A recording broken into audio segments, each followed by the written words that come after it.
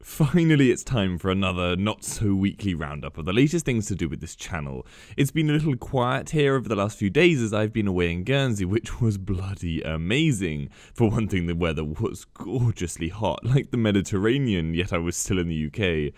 Very nice. However, sadly, I'm back to finish up the last haul of dissertation over the next 4 weeks. What fun that's gonna be. But it does mean more YouTube, which is a good thing. So in recent news, we've had the Star Wars Battlefront 2 trailer, well, teaser trailer and then the full official one, and while still a trailer and really nothing of value was shown, it does at least hint at a game that far exceeds the first one, which in my eyes was quite a letdown.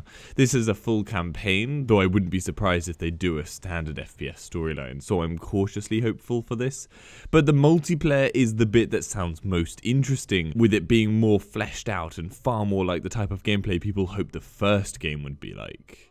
Bayonetta released on PC out of nowhere, and whilst I wanted to cover it before I left, I really would have been pushed to do it, as I just don't get this game. I'll need a bit more time to play it before I can do a full video on it, but that should be out tomorrow. PlayerUnknown's Battlegrounds has gotten an update that breaks the ultra-wide fix I originally showed off, and so I've done an update to that, so make sure to check that out if you've been playing the game. And talking of these two games, they made up my first ever live stream on this channel, which I must say went a million times better than I ever thought it would. There is a lot of stuff I need to fix and change for the future, like audio levels and so forth, but I'll get there. Just amazing anyone watched. Star Citizen is bringing a big update 3.0 in June that will introduce new things like moon landings, and the update is being tagged with bringing planetary tech. This game really is huge, and whilst it certainly has a long way to go, it doesn't stop me being totally fascinated in watching it develop and flesh out. Really though, I need them to sort out performance first and foremost right now.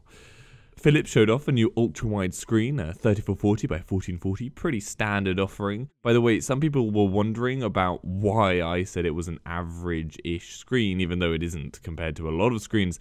But I'm honestly just waiting, like most people, to see new technology, a 5K ultra-wide, in order to remove this 1440p cap we have on our screens.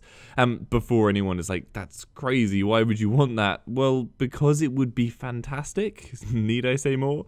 And for those who don't care about new technology, just remember the price drop effect it will have on all current monitors. AMD announced their RX500 series, solid card choices, and are available right now. I'm going to do an updated video talking about what GPU to buy for 21x9 screens this week, so keep an eye out for that, as a lot has changed in the year since my last video on that. Obviously, we had the Xbox Scorpio news, and like I said in my video on it, I really am for the first time interested in a console release. It certainly appears to be bringing consoles closer than ever to PCs, and that really is only a good thing. The big point though that I didn't labour in my video is the idea of removing backwards compatibility issues. The Scorpio is looking for new games to run in a way PC games do, so newer console versions can easily run previously released titles without the issues consoles are having now of playing older titles. E3 should have a lot more info about this console, so I'm curious to see what it really is like. Now, a point that's been brought up a lot, I have frequently been asked about getting you guys higher quality versions of my videos due to YouTube compression breaking the quality so significantly. However, doing this is not easy, but I believe I have found a way, and I'll be letting you guys know about that over the next few weeks. Now, this is just a bit of a random tangent, but I thought you guys might be interested. Jeff Bezos, the founder of Amazon if you didn't know, released a letter to his stakeholders a few days ago about business success and this idea of day one and day two for businesses, and it's an absolutely superb read. So link down below if you're curious about what one of the most successful people on earth has to say. It's not long until the EVGA 1080 Ti releases, supposedly on the 28th of this month, so soon enough the channel can get trying this card out. It's going to be amazing. Anyway, that's everything I can think of that I wanted to talk about, so as always, head over to my channel page or WideAsFcuk website and I'm sure there'll be something of interest there. If there isn't, then leave a comment down below with what you'd like to see and I'll try and cover it.